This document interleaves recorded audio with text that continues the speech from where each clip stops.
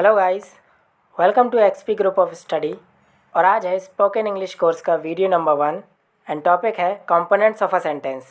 Guys, हमारे channel से जुड़े रहने के लिए इस वीडियो को लाइक कीजिए, सब्सक्राइब कीजिए, बेल आइकन को प्रेस कीजिए और हमारे इस कोर्स की सारी वीडियोज़ को देखने के लिए इस प्लेलिस्ट को बुकमार्क कर लीजिए, एक्सेस कीजिए एंड देखते रहिए, सीखते रहिए English from XP group of study. चलिए आगे चलते हैं। Full course. गाइस, एक बात मैं आपको बता दूं कि ये वीडियो और आने वाली 2-3 वीडियोस जो हैं वो हमारे चैनल की स्टार्टिंग वीडियोस हैं। सो प्लीज़ इन वीडियोस को स्किप मत कीजिएगा, पूरा देखिए। बिकॉज़ क्या है, हम इसमें बेसिक्स के बारे में बताने वाला हूँ, चैनल्स के बारे में और आने वाली वीडियोस के बारे में, जो हम टॉपिक्स कवर करेंगे उनके बारे में, और बहुत सी छोटी मोटी बेसिक्स बातें होंगी उनके बारे में भी।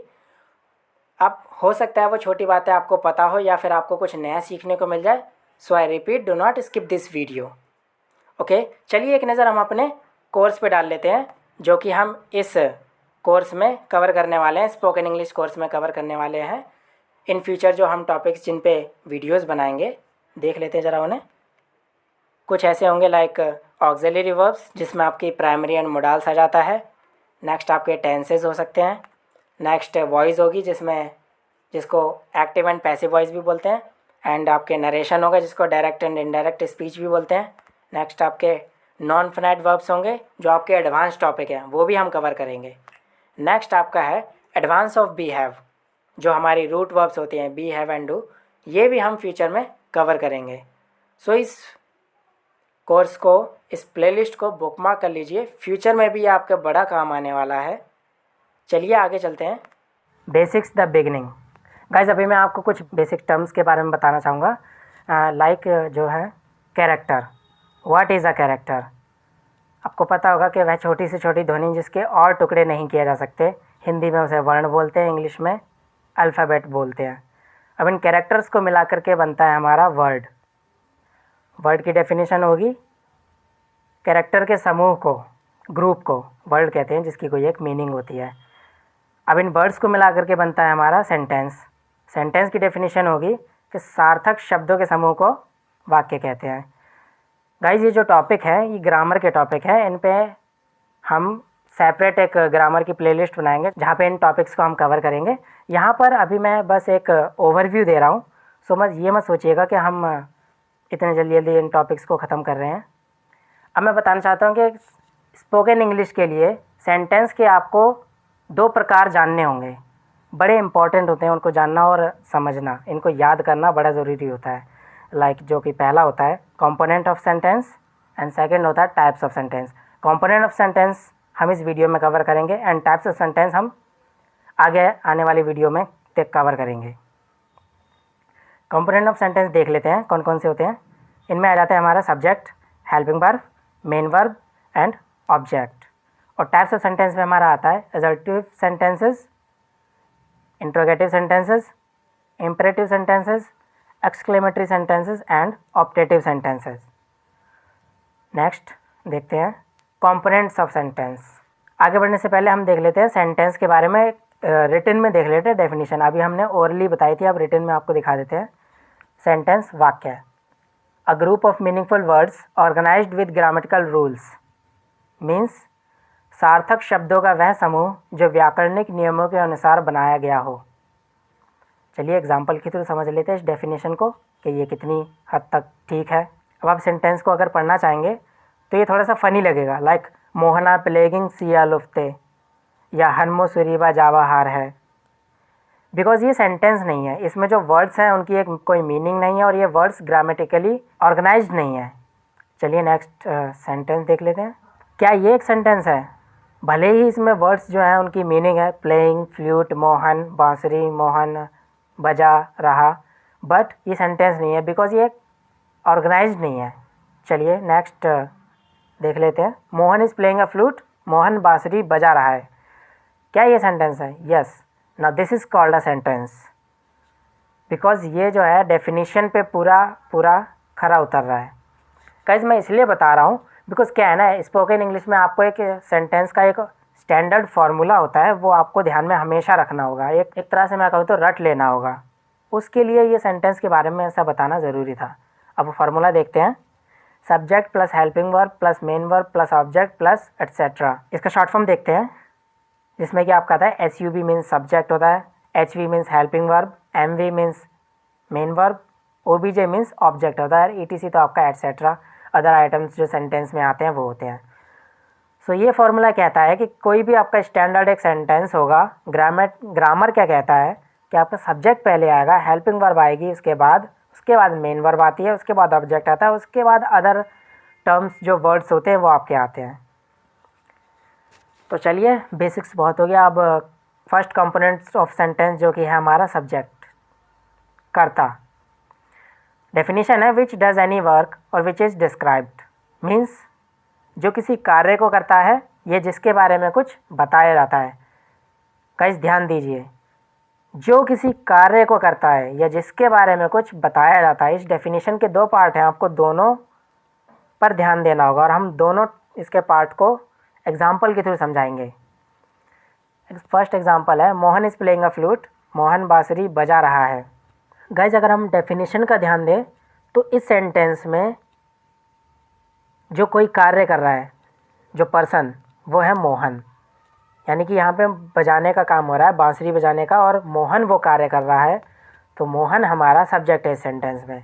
नेक्स्ट एग्जांपल देखते हैं, हम आगे और इसको इजी में समझाएंगे। He is a good student, वह एक अच्छा छात्र है। अब देखिए यहाँ तो कोई कार्य ही नहीं हो रहा है, तो आप कहेंगे कार्य नहीं हो रहा तो इसका कोई कर्ता भी नहीं होगा। तो आप डेफिनेशन का दूसरा पार्ट देखिए, ये रहा, जिसके बारे में कुछ बताया जाता है वो भी सब्जेक्ट होता है। अब इस सेंटेंस में he is a good student में कार्य तो नहीं हो रहा है, बट एक पर्सन है ही, उसके बारे में कुछ बताया जा रहा है कि वह अच्छा छात्र है। सो यहाँ पर भी हमारी डेफिनेशन खरी उतरती है और ही जो है हमारा सब्जेक्ट है। नेक्स्ट एग्जांपल देखते हैं, ट्री गिव्स अस फ्रूट्स। अब पेड़ जो है हमें फल देता है, फल देने का काम कर रहा है, यानी कि कुछ काम तो कर ही रहा है ना, दे रहा है, तो ट्री, पेड़ सब्जेक्ट है सेंटेंस का। कैसे मैं बताना चाहता हूँ कि आप किसी भी सेंटेंस में सब्जेक्ट का पता करोगे तो आपके पास दो तरीके होंगे, या तो आप सबसे सिंपल है डेफिनेशन ही याद कर लो और उसके हिसाब से सब्जेक्ट का पता कीजिए, नहीं तो एक तरीका है, नोट कीजिए, to find a subject in a sentence make a question with who, means किसी वाक्य में कर्ता का पता लगाने के लिए कौन के साथ प्रश्न बनाएं, यानी कि आपको कौन जो शब्द है वो लगाना होगा और आपका सब्जेक्ट का पता लग जाएगा। लेकिन उसके लिए आपको ऐसा करना है कि आपको सबसे पहले जो है सेंटेंस में क्या काम हो रहा है ये आपको पता लगाना है, ठीक है। उसके बाद वो जो काम हो रहा है उसके बिहाफ पे आपको कौन शब्द लगाना होगा और सब्जेक्ट का पता करना होगा। आप समझाते हैं कैसे, क्वेश्चन बनाते हैं सबसे पहले। तो ऊपर वाला सेंटेंस एक ले लेते हैं, Mohan is playing a flute, Mohan बांसुरी बजा रहा है।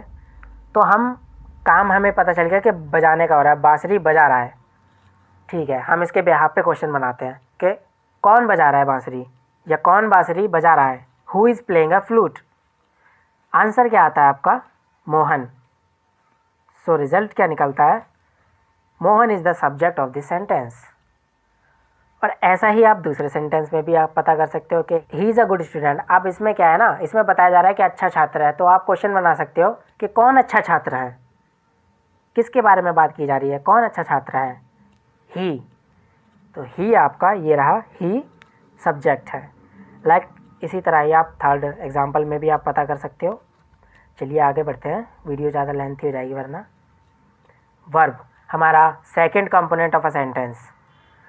गाइस वर्ब के बारे में बता दूं कि किसी भी कार्य को क्रिया कहते हैं, वर्ब कहते हैं। किसी भी काम को, इस छोटे से सेंटेंस को याद कर लीजिए, किसी भी काम को क्रिया कहते हैं। चलिए देखते हैं आगे। अब वर्ब के भी आपके दो पार्ट हो जाते हैं, पहला हो जाता है हेल्पिंग वर्ब, दूसरा हो जाता है आपका मेन वर्ब। हेल्पिंग वर्ब की देखते हैं, सहायक क्रिया। डेफिनेशन है verb that support help the main verb by extending its meaning and adding details about the tense। Means क्रिया मतलब वह क्रिया जो मुख्य क्रिया की सहायता करती है, दूसरा समय के बारे में जानकारी देती है। अब जो हेल्पिंग वर्ब है वो दो काम करती है, मुख्य क्रिया की सहायता करती है और दूसरा समय के बारे में जानकारी देती है। चलिए एग्जाम्पल के थ्रू देखते हैं। ही इज़ स्लीपिंग, वह सो रहा है। अब देखिए यहाँ काम क्या हो रहा है, सोने का काम हो रहा है। अब ध्यान दीजिए, आपको क्या लगता है काम अभी हो रहा है, या पास्ट में या फिर फ्यूचर में, आप कहेंगे कि जी अभी हो रहा है, प्रेजेंट में हो रहा है, अभी से हो रहा है वो। तो ये आपको कैसे पता चला? हिंदी में देखें तो रहा है से पता चला और इंग्लिश में इज़ से पता चला। इज़ हमारी हेल्पिंग वर्ब है। तो जो डेफिनेशन में कहा गया था कि ये समय के बारे में जानकारी देती है, तो इसने समय के बारे में जानकारी दी कि सोने का काम कब हो रहा है, अभी हो रहा है, प्रेजेंट टाइम में, प्रेजेंट टेंस में हो रहा है। और जो दूसरा पार्ट था कि मुख्य क्रिया की सहायता करती है, यस बिल्कुल ये मुख्य क्रिया की सहायता कर रही है। इसके बिना पता ही नहीं चलेगा कि कार्य हो रहा है तो कब हो रहा है, पता ही नहीं चलेगा। नेक्स्ट एग्जांपल देखते हैं। वाज आई प्लेइंग, क्या मैं खेल रहा था। तो आप यहाँ पर भी देखेंगे कि काम हो रहा है खेलने का, और कब हो रहा है, हो रहा था, यानी कि पास्ट में, अभी नहीं हो रहा है, पास्ट में हो रहा था। ये आपको कैसे पता चल रहा है? हिंदी में रहा था जो वर्ड्स आए उनसे, और इंग्लिश में वॉज से। तो वॉज हेल्पिंग वर्ब है। नेक्स्ट एग्जांपल देखते हैं। दे वर डांसिंग, वे नाच रहे थे। अब इसमें काम क्या हो रहा है? नाचने का हो रहा है, बिल्कुल आप समझ गए होंगे। और कब, टाइमिंग क्या है? Past tense. किससे पता चल रहा है? रहे थे जो शब्द आया, और इंग्लिश में वर से पता चल रहा है, WERE वर। तो ये हमारी हेल्पिंग वर्ब है। तो गाइस यहाँ पर भी आपके पास दो तरीके हो जाते हैं कि आप कैसे किसी सेंटेंस में हेल्पिंग वर्ब का पता लगाओगे। आप डेफिनेशन याद कर लो, या फिर एक छोटी सी बात है वो नोट कर लो। To find, check out the tense and see after the subject and before the main verb. ज़्यादा कोई ऐसी इंपॉर्टेंट बात नहीं है, बट फिर भी समय की जांच करें आप, आपको पता चल जाएगा कि समय का पता किससे चल रहा है? हेल्पिंग वर्ब से ही चलता है। तो आप समय की जांच करें और कर्ता के बाद और मुख्य क्रिया से पहले देखें। हेल्पिंग वर्ब ज़्यादातर इन्हीं के आसपास में होती है। नाउ रिजल्ट क्या हो गया? हमारे जो 3 एग्जाम्पल सेंटेंस जो हमने दिए थे उनमें आपके इज़, वॉज और वर जो है हेल्पिंग वर्ब है। नेक्स्ट जो हमारा थर्ड कंपोनेंट ऑफ सेंटेंस है मेन वर्ब, मुख्य क्रिया बोलते हैं। डेफिनेशन है also called principal verb, the important part in a sentence that shows an action has done by the subject और इट आल्सो एक्सप्रेसेस इवेंट और स्टेट ऑफ सब्जेक्ट। मीन्स वाक्य की महत्वपूर्ण भाग जो बताती है कि कर्ता द्वारा कोई कार्य हुआ है या उसकी स्थिति के बारे में बताती है। गाइस ध्यान दीजिए, ये वाक्य के महत्वपूर्ण भाग को बताती है, जिसमें कि हमें पता चलता है कि कर्ता द्वारा कोई कार्य हुआ है या उसकी स्थिति के बारे में बताती है। यहाँ पर भी 2 आपके पार्ट हो जाते हैं। ये बताती है कि कर्ता द्वारा कोई कार्य हुआ है या उसकी स्थिति के बारे में बताती है। एग्जाम्पल देखते हैं। Take above examples. ओके, ऊपर के एग्जाम्पल ले लेते हैं। He is sleeping. अब इसमें जो वर्ड है स्लीप, सोना, इससे पता चल रहा है कि कोई कार्य हुआ है और वो कर्ता के द्वारा हुआ है, किसी ही। हमने पीछे ही बताया आप कर्ता का पता लगा सकते हैं, तो ही हमारा कर्ता है, सब्जेक्ट है, और इसके द्वारा कोई कार्य हो रहा है, सोने का कार्य हो रहा है। सेकंड एग्जाम्पल में भी आप देखोगे तो आई यानी कि मैं एक कर्ता हूँ, सब्जेक्ट हूँ, और मेरे द्वारा खेलने का काम हो रहा है। तीसरे एग्जाम्पल में इसमें डांस यानी कि नाचने का काम हो रहा है, और कर कौन रहा है? दे। तो जो ये वर्ड्स हैं स्लीप, प्ले और डांस, ये हमारे मेन वर्ब हैं जो बताते हैं कि कर्ता के द्वारा कोई कार्य किया जा रहा है या हो रहा है, या उसकी स्थिति के बारे में बताते हैं कि वह मोशन में है या नहीं है वगैरह। नेक्स्ट देखते हैं, नोट कीजिए। To find the main verb, keep in mind main verb comes right after the subject और हेल्पिंग वर्ब। मुख्य क्रिया ठीक कर्ता या सहायक क्रिया के बाद आती है। बिल्कुल, कोई भी काम हो वह क्रिया कहलाएगा। जैसे कि मैंने पहले ही बताया था, ये बात याद रख लीजिए, किसी भी काम को क्रिया कहते हैं, कोई भी काम हो वो क्रिया कहलाएगा। नेक्स्ट रिजल्ट है हमारा निकला, स्लीप, प्ले और डांस मेन वर्ब हैं, जो कि हम पहले ही बता चुके हैं। सो गाइस, वीडियो थोड़ा लेंथी हो जाने की वजह से हम बाकी के कंपोनेंट्स ऑफ सेंटेंस अगली वीडियो में कवर करेंगे। तब तक के लिए धन्यवाद, थैंक यू।